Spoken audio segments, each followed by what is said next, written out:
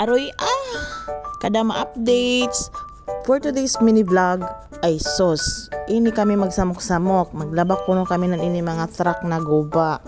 Kay alimat panday ha diri ni sir na ini mga guba o na baza di manggit mapuslan.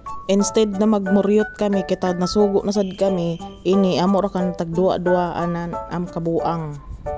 Amo yun ang perfect way na mga binuhat sa mga kadama diri sa abroad para makalimot sa kuan sa homesick. Kay instead na imo pa hunahunaon ang kahawoy, imo ra kan jaga-jagaan para malingaw sabta no. Kay di ba sa lalim sad magtrabaho dinhi abi pa lang. Og sa tambag ko sa mga bag-o na OFW or mga kadama diri sa abroad, di lang nizo ibutang sa buton izo mga puhor problema. Isipan an izo trabaho para sa future.